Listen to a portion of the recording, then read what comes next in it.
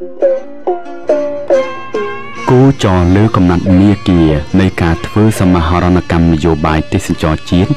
បានញ៉ាំងឲ្យព្រះរាជាណាចក្រកម្ពុជា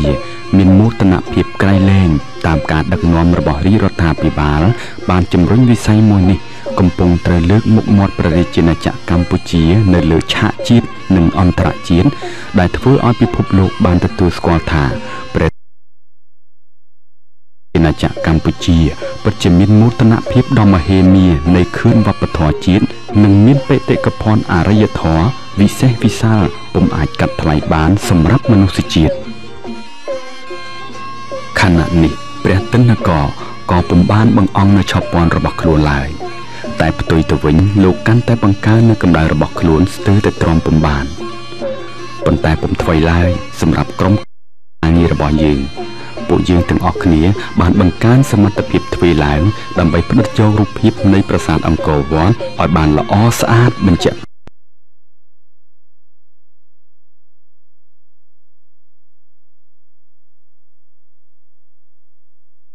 ស្មោះក្នុងការទ្រង់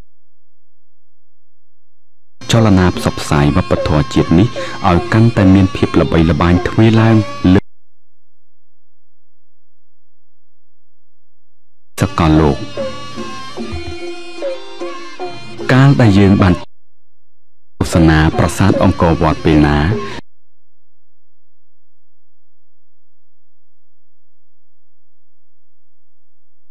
តែងអង្គរវត្តនេះហើយជាមរតករបស់ព្រលឹងជាតិជាដួងកែវជាអច្ឆរិយវត្ថុតំណាងឲ្យជាតិខ្មែរទាំងសាច់ទាំងឈាមទឹកដីសវណ្ណភូមិពុំអាចមានសត្រូវណាអើតមកប៉ុនប៉ងយាយីលើប្រាសាទដែលជាមរតកជាតិនេះបានឡើយ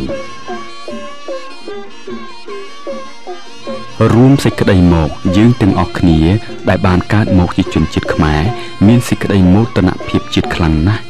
ដោយបានបុព្វបុរសជីដូនជីតាបុព្វការីជនបានសាងសង់នៅសមិទ្ធផលដ៏មហិមាច្រើនសន្ធឹកសន្ធាប់ទោះជានៅទីណាក៏មានប្រាសាទបុរាណដែរនោះគ្រាន់តែខេត្តខ្លះមានតិចខេត្តខ្លះមានច្រើនតួយ៉ាងដូចជាខេត្តសៀមរាបនេះដែលសម្បូរទៅដោយប្រាង្គប្រាសាទជាច្រើនហើយភាគច្រើនប្រាសាទសុទ្ធតែនៅល្អនិងមានវិជ្ជមានធំស្កឹមស្កៃទៀតផងសំឡេងអង្គួចដឹងហើយហៅសុំសេចក្តីនឹករលឹកបង្អួតរៀងស្រស់សោភានាកណ្ដាលទ្វីបលោកកាហាក់ចង់ប្រាប់ដល់ភ្ញៀវទេសចរថាពេលនេះម៉ោងនេះអ្នកបានស្គាល់និងបានឃើញរូបដ៏ស្រស់ផូរផង់របស់ខ្ញុំហើយដូច្នេះអ្នកកុំធ្វេសកន្តើយសូមផ្ដិតយកនៅរូបខ្ញុំទៅជាមួយអ្នកផងទៅប្រាប់មនុស្សក្នុងលោកាមេត្តាកុំបោះបង់រូបខ្ញុំឲ្យនៅគម្ពីរឯកាអ្វីដោយឮពាក្យដឹងហើយហៅដូច្នេះហើយយើងទាំងអស់គ្នាជាក្រុមការងារក៏ពុំបានបង្អង់ពេលវេលាដែរគឺយើងខិតខំផ្ដិតយករូបភាពគ្មានចន្លោះដើម្បីផ្សាយជូនដល់លោកតាលោកយាយនៅឯប្រទេសក្រៅបានទស្សនាពីអច្ឆរិយៈរបស់មាតុប្រទេសយើងតាមផ្សាវតាស្ដីពីប្រាសាទនេះបានសរសេរថាប្រាសាទអង្គរវត្តគឺជាបុរីជាទីក្រុងហើយថែមទាំងជាវិហារឬក៏ជាចេតិយដ៏ធំទៀតផងប្រាសាទនេះកសាងនៅពាក់កណ្ដាលសតវត្សទី11ដោយស្នាប្រហោះព្រះបាទសូរ្យាវរ្ម័នទី2ដែលទ្រង់មានព្រះបរមនាមក្រោយពេលទីបង្គត់ថាព្រះបរមវិស្ណុលោក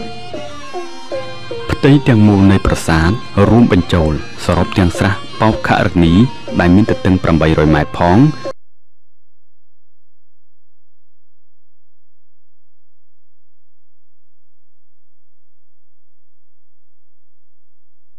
ហុំផ្ទៃទាំងអស់200ហិកតាខាងក្នុងស្រះដីដែលមានជញ្ជាំងជាកំពែងថ្មបាយក្រៀមព័ទ្ធជុំវិញនោះមានបណ្ដោយប្រវែង1065ម៉ែត្រនិងទទឹង800ម៉ែត្រដូច្នេះប្រាសាទនេះមានទំហំធំជាងគេបង្អស់ក្នុងចំណោមប្រាសាទនានានៅក្នុងក្រុងអង្គរធំប្រាសាទអង្គរវត្តជាវិមានមួយដែលអាចយកទៅប្រៀបធៀបនឹងអច្ឆរិយវត្ថុដែលមនុស្សកសាងឡើងដ៏ធំល្អជាងគេនៅក្នុងសកលលោកដោយប្រាសាទនេះមានលក្ខណៈធំទូលាយនិងគង់វង្សល្អជាងវិមានទាំងឡាយជាពិសេសដោយមានលក្ខណៈនៃថាវរភាពស្ថាបត្យកម្មល្អឆាតឆាយដាច់គេទាំងអស់ ម្យ៉ាងទៀតប្រាសាទអង្គរវត្តអាចចាត់ទុកជាសិល្បតាភិវុធ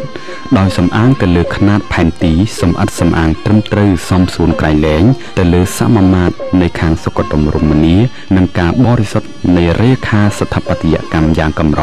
ដែលខ្មែរយើងពុំសូវបានជួបប្រទះឡើយភាពសាមញ្ញ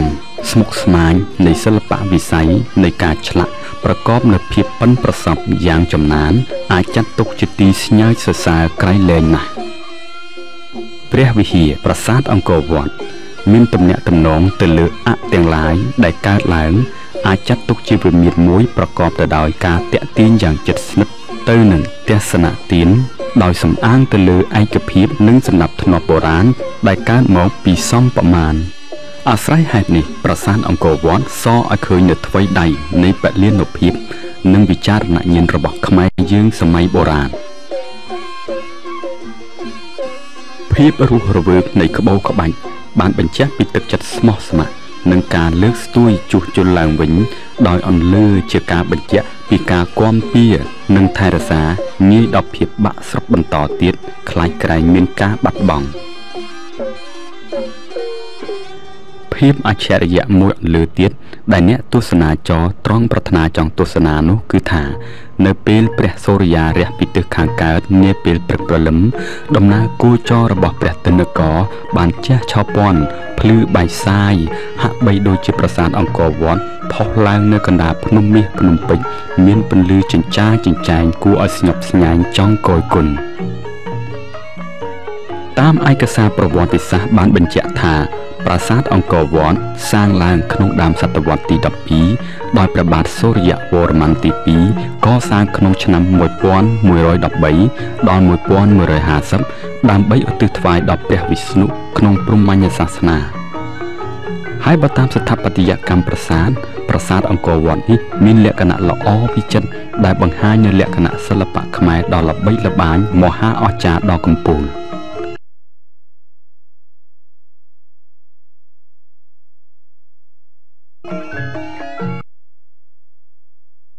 ប្រាសាទអង្គរវត្តមានកម្ពស់65ម៉ែត្រដែលមានផ្ទៃរបស់ប្រាសាទស្មើនឹង1500ម៉ែត្រគុណនឹង1300ម៉ែត្រដែលមានផ្ទៃក្រឡាស្មើនឹងដី200ហិកតានៅពីក្រោយភាពស្ញប់ស្ញែងរបស់ប្រាសាទនិងរូបសំណាកនានាក្នុងប្រាសាទក៏មានជនអគតិកំបាំងមុខបានលួចកាប់កោះជីកាយកាប់បំបាក់ព្រះកេសរូបសំណាកផ្សេងគួរឲ្យរន្ធត់ពួកគេធ្វើនេះព្រោះតែភាពស្រេកឃ្លានឥតព្រំដែនមួយពេលភ្លេចគិតពីស្មារតីស្រឡាញ់ជាតិស្រឡាញ់វប្បធម៌ស្រឡាញ់បេតិកភណ្ឌដ៏ផូរផង់របស់ព្រលឹងដូនតាដែលលោកបូជាសាច់ស្រស់ឈាមស្រស់ពុះពៀគ្រប់ឧបសគ្គដើម្បីតែម្យ៉ាងគឺកុលបុត្រខ្មែរទឹកដីរបស់ខ្មែរតែមួយប៉ុណ្ណោះបែរជាពួកគេហ៊ានលើកដៃមកបំផ្លាញវត្ថុអច្ឆរិយៈដ៏មានតម្លៃរបស់ជាតិទៅវិញជនដែលបានបំផ្លិចបំផ្លាញទ្រព្យសម្បត្តិវប្បធម៌ជាតិខ្មែរទាំងនេះគួរតែប្រវត្តិសាស្ត្រគុំគប្បីលើកលែងទោសឲ្យពួកគេឲ្យសោះដើម្បីឲ្យសមនឹងទោសកំហុសដែលពួកគេបានប្រព្រឹត្តដូច្នេះហើយដើម្បីវាចាកនៅអំពើលួចទ្រព្យសម្បត្តិជាតិឯងដូច្នេះយើងគួរគប្បីលះបង់គំនិតលោភលន់ឆក់ប្លន់កាប់សម្លាប់និងទោសៈមោហៈអាត្មានិយមជំរះភាពមន្ទិលក្នុងខ្លួនងាកមកការបង្រួបបង្រួមជាតិសាសន៍តែមួយការពារនិងថែរក្សាជាតិយើងវិញទើបទឹកដីព្រៃព្រឹក្សាលតាវររួមនឹងសម្បូរសម្បត្តិធម្មជាតិច្រើនមិនខ្វះនោះនឹងនៅគង់វង្សមិនបាត់បង់ទៀតឡើយរីឯក្បូរក្បាច់រចនាទាំងឡាយបានបង្កប់នូវអត្ថន័យប្រវត្តិសាស្ត្រជាច្រើនស្ដីពីជ័យជំនះរបស់ព្រះអង្គលើពួកបច្ចាមិត្តនិងអត្ថន័យផ្សេងទៀតតួយ៉ាងដូចជា 1. នៅថែវខាងលិចជ្រុងខាងត្បូងរូបចម្លាក់និយាយពីរឿងមហាភេរតៈ 2. ពន្លាជ្រុងនិរតីជាឆាកនៃរឿងរាមកេរ្តិ៍ 3. នៅថែវខាងត្បូងជ្រុងខាងលិចចម្លាក់ស្ដីពីព្យុហយាត្រារបស់ព្រះបាទសូរ្យវរ្ម័នទី2 4. នៅថែវខាងត្បូងជ្រុងខាងកើតចម្លាក់និយាយពីរឿងឋានសួគ៌និងឋាននរក 5. នៅថែវខាងកើតជ្រុងខាងត្បូងចម្លាក់និយាយពីរឿងកូរសមុទ្រទឹកដោះក្រៅពីនោះនៅមានចម្លាក់ដ៏អស្ចារ្យទៀតនិងសិលាចារឹកជាច្រើនផ្ទាំងសឹងថា ការពិពណ៌នារបស់ខ្ញុំបាទជាអ្នកធ្វើអត្ថាធិប្បាយពុំបានគ្រប់ជ្រុងជ្រោយស្មើនឹងការអញ្ជើញមកទស្សនារបស់លោកតាលោកយាយលោកអ៊ំលោកពូមីងមានៅប្រាសាទអង្គរវត្តបានម្ដងនោះឡើយ